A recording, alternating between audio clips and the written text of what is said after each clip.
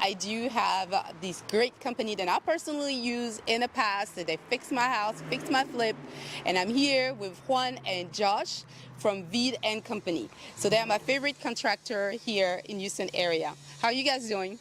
Real good, real good. Staying busy. Real good, thank you. Okay, great. Would you mind talk to us about who you guys are and then how long have you been in business? I started maybe 2-3 years ago with my dad, but I think he's been in maybe 25 years in the business, so it's a good amount of experience that we have going on. Okay, so what made you start this business? Why we start with I like the construction and all the work I do. I love it, what I do, and when they see the customer real happy, so I am happy too. So if the customer is happy, I am glad myself.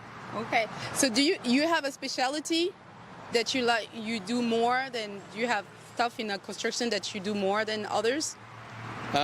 It's not specialty, but we can do most everything. You know, we are a good crew to do everything, but the specialty myself is cabinets, interior work, all interior work, but we have a good crew to do everything. Okay, so what made you start construction? You just wake up one day, say, hey, that's what I'm gonna do, or you grew up in a family, they've been doing it, or? We start, we start with the entry carpenter, and then we like it, that kind of work, and we continues, learn and learn, and so now I love what I do. Okay, and then you, just coming out, you just decide to follow your dad? I try to go a different route, doing commercial with the union. Okay. That kind of didn't work out for me, but after I was like, you know what, kind of working by yourself, having your own company, it'll probably get you a little bit more money. You get to be more with different people, networking, and all that stuff. So, and it's fun. It's something that, I enjoy doing. I get to come to work with different people all the time, and do different types of jobs every day. So. Okay, and then your specialty is electricity, right? Electricity, yeah. So okay. I could do any type of electricity, and if it gets sometimes where, me myself is too much for me, like a full house or something, we have people to do it as well, or something like that. We have people for just about everything. So you pretty much have all the trade, right? Because we can see here, if you guys can see in my background, they're here in the villages and right on Bunker Hill and I-10, and they're building this multi-million dollars, a gorgeous baby girl here. They started it 6 months ago, and then how much more do you have to do with this one? I think it's like 3 months more to done everything inside. The carpet. We're ready to start the inside work, like tile and doors, cabinets, and everything. So most of the outside is done except for the brick. Okay, and then I know that this has been a little challenging. So what advice would you give somebody if someone wants to build a custom build? Because this is what it is. One of my clients purchased this beautiful lot. It was a house on it, and decide to build her own home. So what's some of the advice that you can give someone who wants to build a custom home? I think one of the main things is to have patience, because that's besides all the money. Being able to choose out all your material, make sure you know what you want, because sometimes it'll get a little difficult. You have a couple things that you like, but at the end of the day, you're gonna have to choose one thing. So you're gonna have to have a lot of patience trying to deal with people. If you get a loan, you gotta deal with the bank, and then you have people here working. So you gotta be able to balance things out, especially at home. Then you still gotta work. There's a bunch of things that you have to be ready for. I think mentally it's challenging, because you have so much to do, huh? You have a lot to do. It's not just sit back and enjoy. As the owner of the lot, you have to decide everything that you want, Okay. unless you have a designer, then they help you out a little bit. But So do you say the first place to go is to contact a designer when you want to build? I think that not the designers, the architect. The architect. The architect to do it. She's decide, give you ideas what she's like to do, and then start from there. Okay.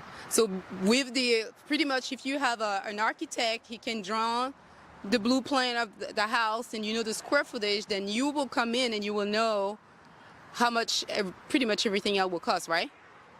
I mean, you get a rough idea of what it's gonna cost because I mean, square footage wise, then you have like let's say you're gonna do tile all the floor, right? But you have different types of tile, which Okay. it'll be different with each type because some are a little bit more difficult to work with, something like that. So it just gives you a rough idea of what the cost is gonna be like. It'll give you more or less idea. So it'll help out, helping out with the clients. You know how much you're gonna spend more or less.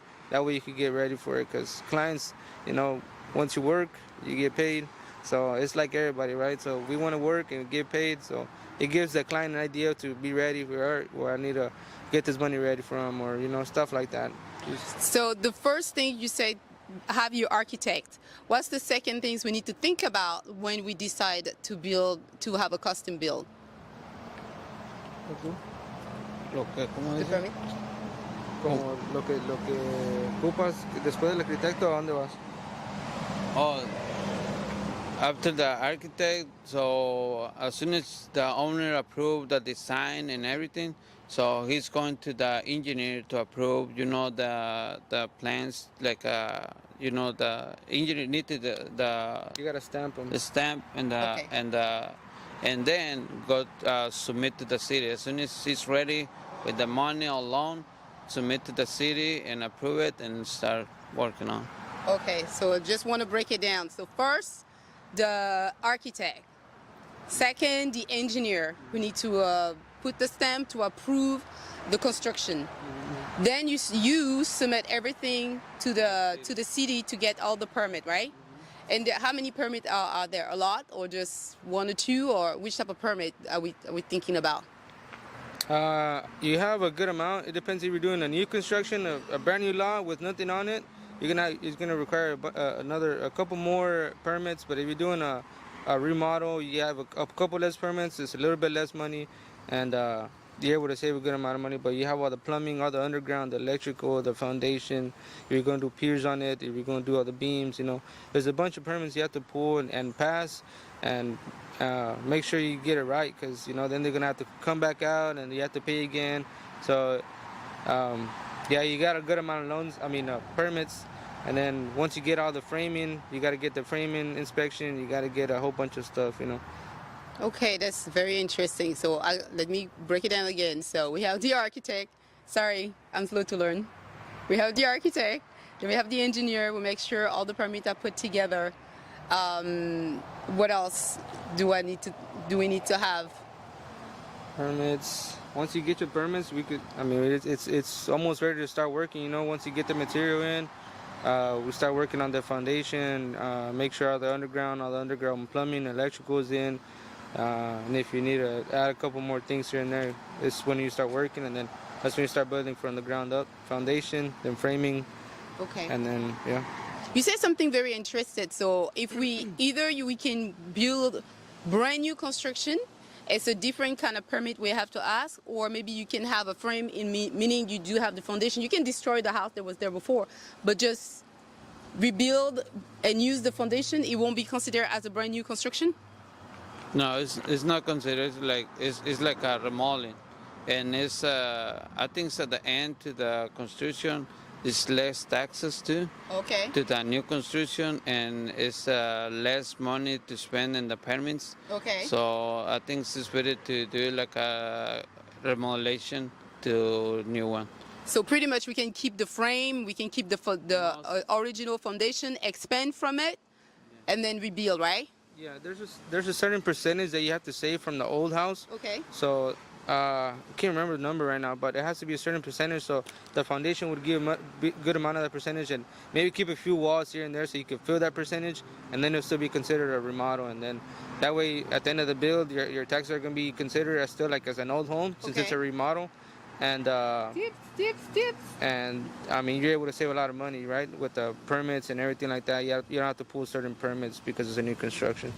Thank you. This is really helpful. So hopefully everybody's learning a lot. You can meet Juan and Josh anytime. They have a phone number. You can contact them. What's the best phone number to contact you if somebody wants to reach out to you and then work on their project? My phone number is 832-276-8098. That's my personal phone number. You can give me a call at any time. If for any reason I don't pick up, my dad's phone number is 832-434-5627, and he could also pick up your call and answer any of your questions. And if you need a quote, just arrange it, meet at your house or anywhere that you want, and we could try to give you a quote for whatever you need. And then because it's Christmas, VID Company are doing something special for everybody that'll be watching this video. You can contact them, and the code for the discount is CHRISTMASDBK, and then you can contact them and they're going to give you a free consultation, right? Yes. They can go and walk with you to whatever property if you're thinking about a specific lot or you have a house that you want to remodel or anything like that. They're going to do a full consultation with you, and all of that will be free! The best 4 letters in the alphabet, right? Free. Yes, the best letter, F-R-E-E, right? F-R-E-E. That's my favorite word. And in French, we say gratuit. How do you say in Spanish? Gratis? Gratis. Yes, it's close enough. It's Latin. So we have gratuit en français, gratis in Spanish, and free in English. Thank you so much for everybody for watching her. Make sure to reach out to them. Let me get your number once again so you can call them anytime. So my number is 832-276-8098. My name is Josue Martinez, and my dad's phone number is 832-434-5627. His name is Juan Martinez. You can give us a call anytime. Just give us a call, and we'll give you a quote. Thank you. So Merry Christmas and Happy New Year and Feliz Navidad. Feliz Navidad. And how do you say Christmas? Prospero año nuevo. Et prospero año. I'm learning. But in French we say Joyeux Noël et bonne année. Bye bye.